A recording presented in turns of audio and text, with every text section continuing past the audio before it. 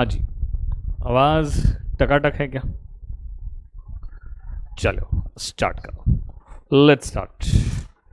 कौन सा क्वेश्चन, क्या हम लोग कैपिटल बजटिंग एमसीक्यू सॉल्व कर रहे थे, और कौन सा क्वेश्चन देखा हमने लास्ट? मैंने भी रिकॉर्डिंग ऑन कर दिया कि नहीं कर दिया, पर चेक कर लेता हूँ। यस, रिकॉर्डिंग ऑन है, रिकॉर्डिंग ऑन है।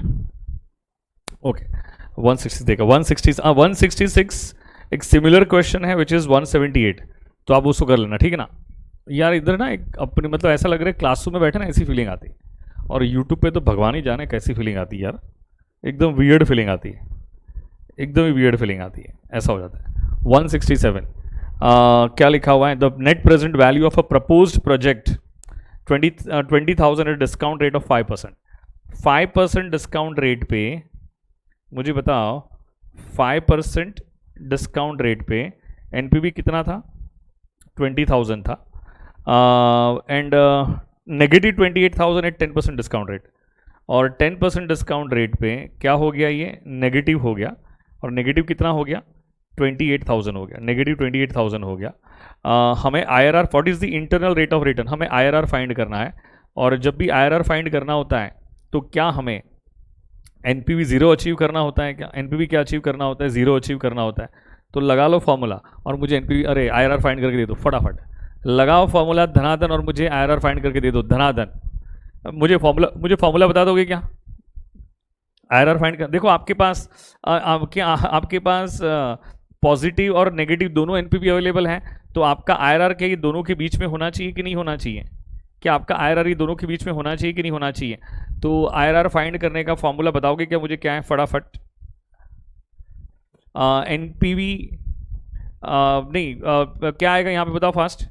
लोअर डिस्काउंट रेट, तो लोअर डिस्काउंट रेट क्या 5% है, plus NPV at lower discount rate क्या, which is 20,000, divided by NPV at lower discount rate which is 20,000 minus NPV at higher discount rate, फिर क्या आ जाएगा?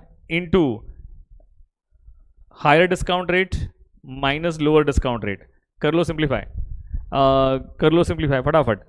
यश एकदम परफेक्ट, सिंप्लीफाई कर लो धनाधन, सिंप्लीफाई करो जी धनाधन। 7.08% ले, तो धनाधन आंसर भी आ गए यहाँ पे। देखो मुझे लग रहा है जूम पे आंसर भी फटाफट आते, यूट्यूब पे है ना ऐसे थकेले की तरह आंसर आते, धीरे धीरे थकेले की तरह आंसर आते, जैसे आप मरे पड़े हो ना ऐसे आंसर आते। 7.08%। चलिए जी, कनेक्ट हो गया आपको ये वाला, तो 7.08% में तो ऑप्शन कौन सा है correct? Option A is the correct option.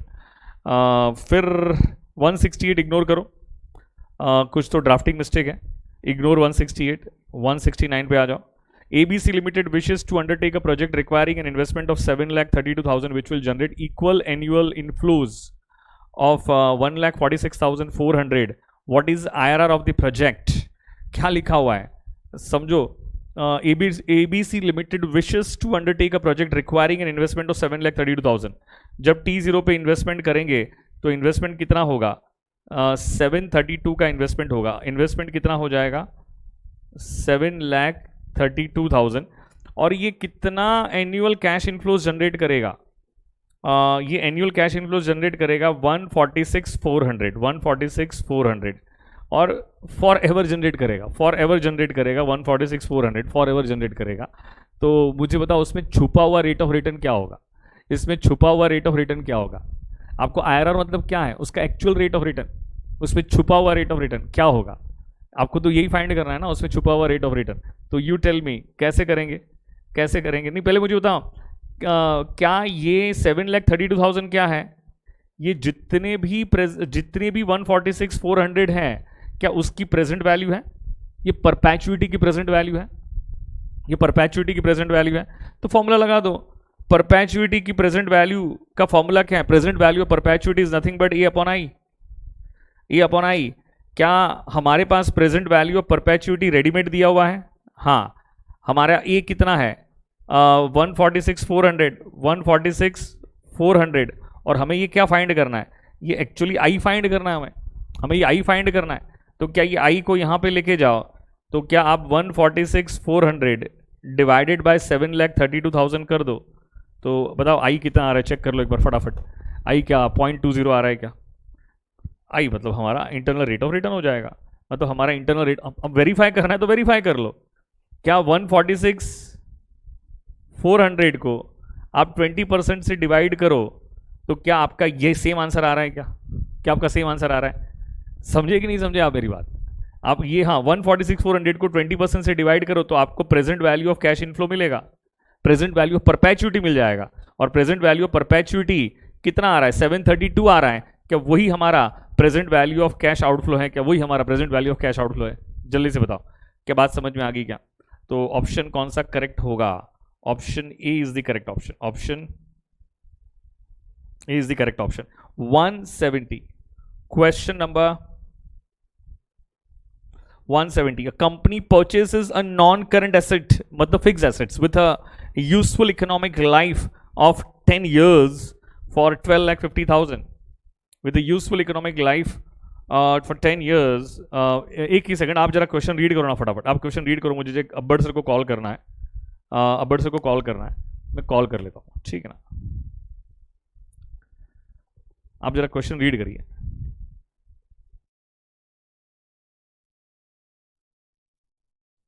आप जरा क्वेश्चन रीड करो और मुझे बताओ ऑप्शन कौन सा सही होगा।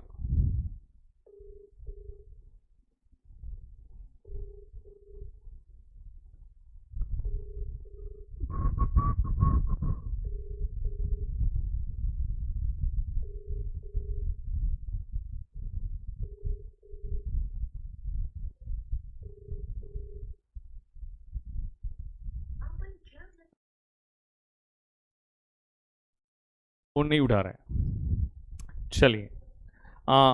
170, company purchases non current asset with an useful economic life of 10 years for 12,50,000। एक नॉन करंट एसेट्स खरीद रहे हैं, ठीक है? कितने में खरीद रहे? 12,50,000। It is expected to generate cash flow over 10 years period, 2,50,000 पर एनम बिफोर डेप्रिसिएशन। आपको नहीं लग रहा इबिटा दिया होगा? बिफोर डेप्रिसिएशन मतलब इबिटा दिया होगा। The company charges depreciation over life of asset on SLM method, SLM method से डेप्रिसिएशन चार्ज कर रहे हैं। At the end of the period it will be sold for 2,50,000। End of the period में कितने में बेच देंगे? 250 में बेच देंगे। मतलब देखो ना, अगर डायग्राम अगर हम इस तरह से ड्रॉ करें, T0 T10, तो T10 पे क्या 250 में बेच देंगे? क्या 250 में बेच देंगे? what is ARR for the investment based on average profit and average investment? आपको इग्नोर टैक्सेशन, आपको ARR कैलकुलेट करना है। क्या कैलकुलेट करना है आपको? Accounting rate of return calculate करना है। तो सबसे पहले मुझे बताओ, आपके पास जो क्वेश्चन में दिया है, क्या ये आपका प्रॉफिट बिफोर डिप्रिसिएशन है, मतलब इबिटा है, earning before depreciation interest and tax? तो मुझे बताओ इबिटा कितना दिया हुआ है? 2,50,000। ये पर एनम है ना? तो अब आप मुझे बताओ डिप्रिसिएशन क्या हम माइनस करेंगे कि नहीं करेंगे? करो माइनस डिप्रिसिएशन। और प्रोजेक्ट की यूजफुल, अरे प्रोजेक्ट की इनिशियल कॉस्ट कितनी है दोस्तों? 12,50,000 उसकी इनिशियल कॉस्ट है। तो एसएलएम मेथड पे अगर डिप्रिसिएशन चार्ज करना है तो क्या 12,50,000 माइनस क्रैप वैल्यू दे के रखी है क्या? और कॉमन से अप्लाई करो, क्या यूजफुल लाइफ क्या 10 ईयर्स की है कि नहीं हमारे पास? तो आप मुझे बताओगे 12,50,000, 12,50,000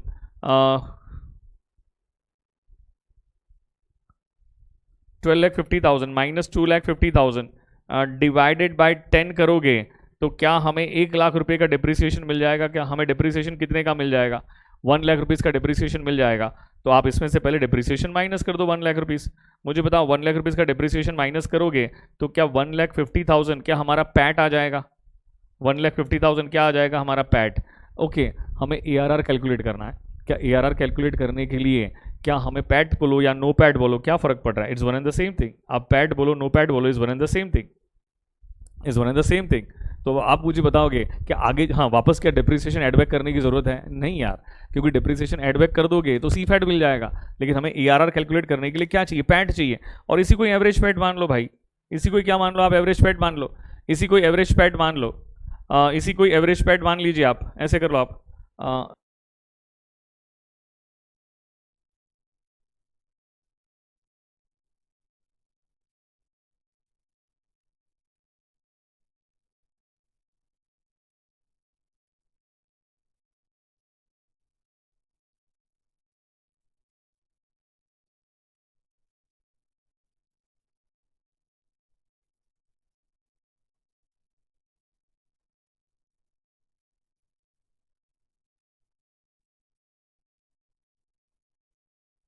चलिए जी, तो यही हमारा एवरेज पैट हो जाएगा।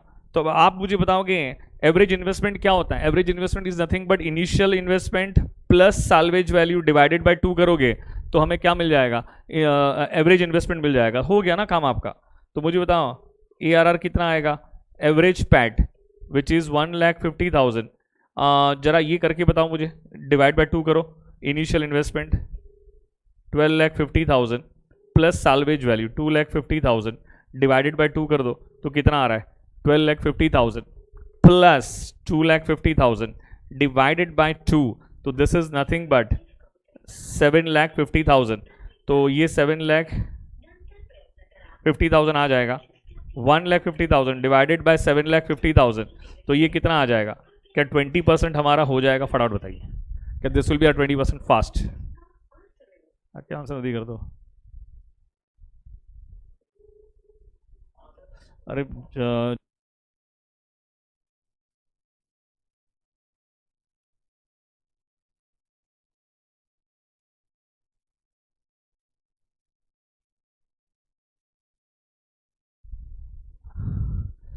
आंसर, हाँ ठीक है ना, आंसर गलत है। फिर वो आंसर गलत है, आंसर गलत है, आंसर इज रॉन्ग। तो आपका आंसर क्या आएगा? 20% आएगा। ठीक है। 171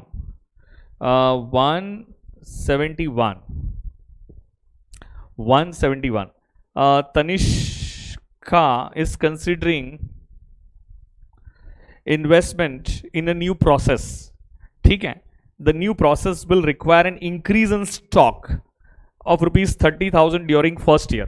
अच्छा, आप में से कोई मुझे थोड़ा कैश फ्लो स्टेटमेंट रिकलेक्ट करके बताएगा? इंक्रीज इन स्टॉक, स्टॉक अगर इंक्रीज होगा, करंट एसेट्स अगर इंक्रीज होती हैं तो कैश क्या होता है? कैश क्या होता है? कैश क्या होता है? कोई मुझे सोच बताए कैश क्या होता है? डिक्रीज होता है। तो मुझे बताओ, क्या स्टॉक के इंक्रीज होने से क्या 30,000 से, नहीं, कैपिटल बजटिंग किसकी बात करता है? प्रॉफिट की बात करता है कि सी फैट की बात करता है? कैश फ्लो पे बात करता है ना, तो मैं कैश फ्लो की बात कर रहा हूं। अच्छा, there will be also an increase in debtors of ₹40,000। Debtors increase हुआ तो बताओ, डेटर्स से इंक्रीज होने से भी क्या कैश डिक्रीज होता है क्या? जल्दी से मुझे बताओ, फास्ट। हाँ, and increase in creditors outstanding of ₹35,000। Creditors outstanding थे तो क्रेडिटर्स इंक्रीज हुए, तो इंक्रीज इन करंट लायबिलिटीज क्या इंक्रीज द कैश? तो मुझे कॉमन सेंस अप्लाई करके बताओ, ये तीनों की नेट इफेक्ट क्या आ रही है? ये तीनों की नेट इफेक्ट क्या आ रही है? नेगेटिव 35,000 आ रही है। और नेगेटिव 35,000 मतलब कैश इनफ्लो की कैश आउटफ्लो?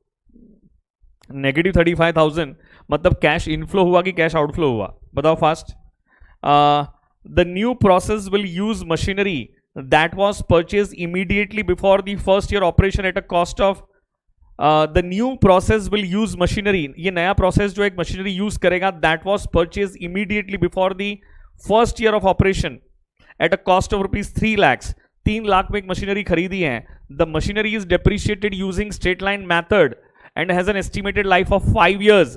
मशीनरी की लाइफ कितनी है? 5 साल की है।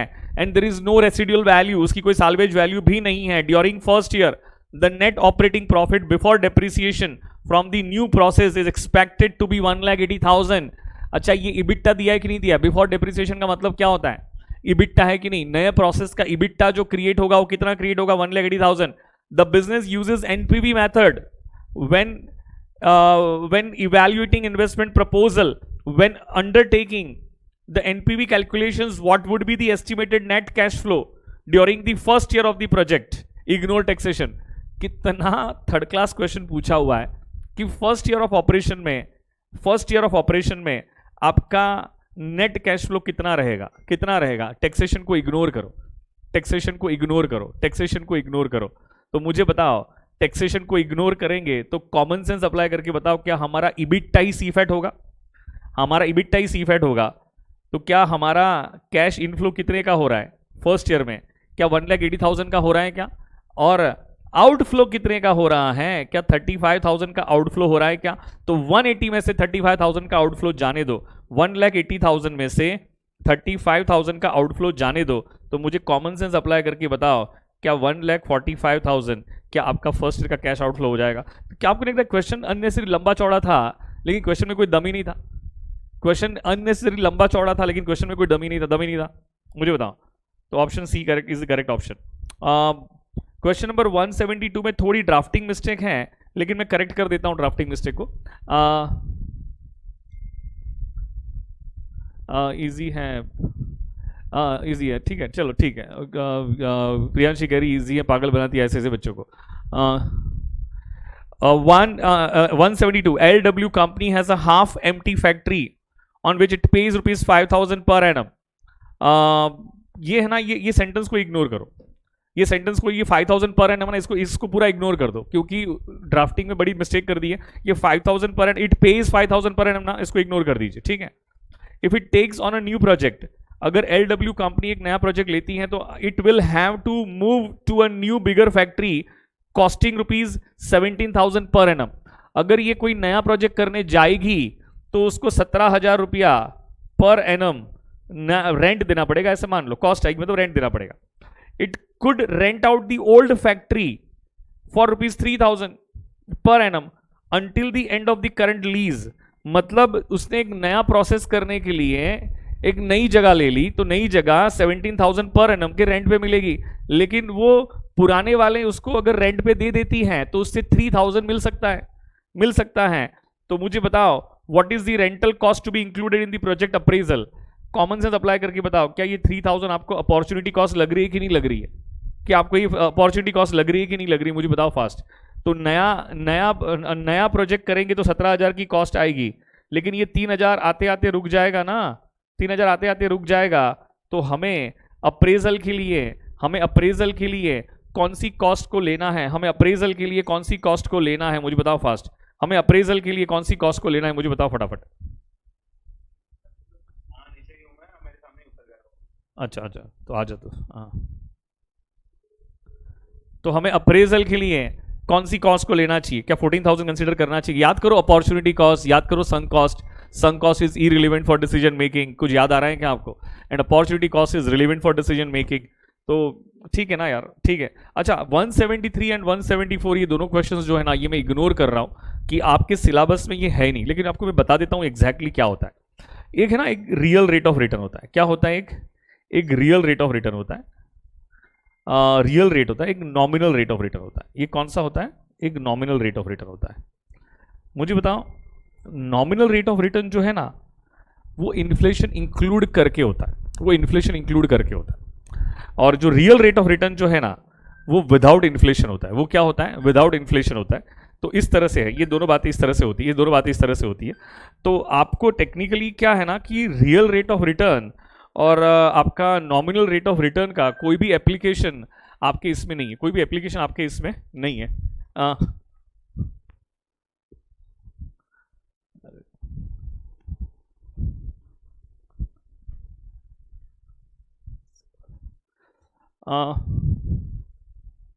ठीक है ना। इतनी मगजमारी में नहीं जाती, अच्छा कम 1-2 मिनट के लिए। तो सुबह ऊपर ही चढ़ रहा है, सुबह ऊपर ही आ रहा है। मुझे 5 मिनट दे दो, कंप्लीट करता हूँ मैं। इतनी मगजमारी में नहीं जाते हम लोग, तो we will just leave this 2 questions, correct ना? दोनों क्वेश्चंस को हम लीव कर देंगे। तो इसीलिए मैं छोड़वा रहा हूँ आपको कि आपकी सिलेबस का पार्ट नहीं, this is not a part of A syllabus. तो 173 174 दोनों को छोड़ दो, ठीक है। 175 I am living on that कि उन्होंने ड्राफ्टिंग में 175 176 दोनों निकाल दो, एंड नाउ गो फॉर 177, ठीक है। डू वन थिंग, 177 178 179 180 आप जरा ट्राई करो, and just give me 5 minutes. मुझे सिर्फ 5 मिनट दे दो, आप इसको ट्राई करो, मुझे 5 मिनट दे दो, 5 मिनट दे दो मुझे, जस्ट गिव मी 5 मिनट्स।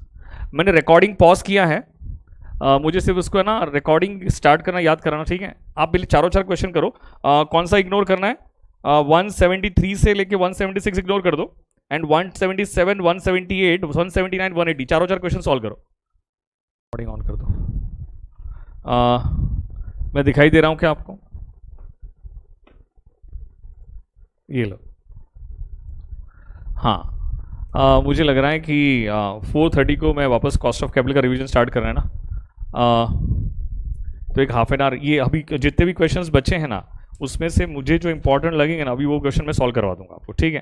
तो वापस 1 आवर 1.5 आवर ले लूँगा इसमें, लेकिन ये जो क्वेश्चंस दिए ना, जितने बताए उतने को ट्राई कर लो, उतने ट्राई कर लो आप, ठीक है ना। तो 4:30 को नहीं मिलते, 5 बजे मिलते हैं। We will see you at 5 चलेगा ना?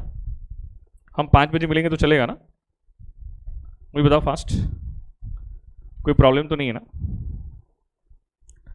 तो we will see you at 5, ठीक है ना? तो 5 बजे मिलते हैं, 5 बजे मिलते हैं। कॉस्ट ऑफ कैपिटल फिर कंप्लीट करते हैं आज। हाँ, कॉस्ट ऑफ कैपिटल कंप्लीट करते हैं, ठीक है ना? अभी थोड़ा थोड़ा कॉन्फिडेंस आया क्या? कैपिटल बजटिंग पे थोड़ा थोड़ा कॉन्फिडेंस आ रहा है क्या, मुझे बताओ। अभी ज़्यादा है ना? सी दोस्तों, आपको सबसे पहले इंपॉर्टेंट ये है कि आपको थियोरटिकल क्वेश्चंस करना ज़रूरी है। अगर आप थियोरटिकल क्वेश्चंस नहीं करोगे तो प्रॉब्लम में आ जाओगे, ठीक है? आप प्रॉब्लम में आ जाओगे। और सेकंड, प्रैक्टिकल में इतने लेंदी क्वेश्चंस आपको फॉर श्योर नहीं आएंगे, लेकिन इससे क्या हो जाएगा ना कि जो छोटे छोटे क्वेश्चंस आपके एग्जाम्स में आएंगे ना, वो आपको काफ़ी ईजी लगेंगे, इसीलिए ये सारे करा रहा हूँ। अब इसमें से सारे क्वेश्चन तो सॉल्व नहीं करूँगा, लेकिन कुछ कुछ क्वेश्चन ऐसे जो रहेंगे ना वो सॉल्व करवा दूंगा मैं आपको, ठीक है? और लेकिन आपने वो रिस्क एनालिसिस वाला दो लेक्चर्स थे वो देख लिए थे? रिस्क एनालिसिस वाले 2 लेक्चर्स मैंने अपलोड करवाए थे, वो देखे थे क्या? क्योंकि उसके बेस पे अपलोड नहीं है बेटा, अपलोड हो गए बेटा, कब से अपलोड हो गए? यूट्यूब पे रखे हुए बेटा, कनिष्क यूट्यूब पे डाले हुए बेटा। तो उसको देख लेना, क्योंकि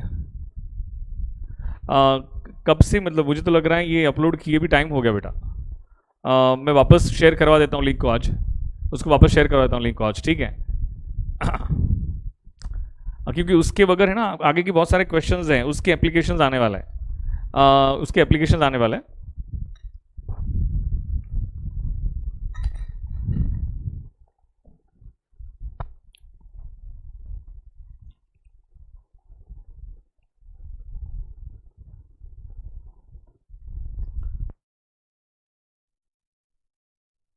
We'll see you at 5 o'clock again. Okay.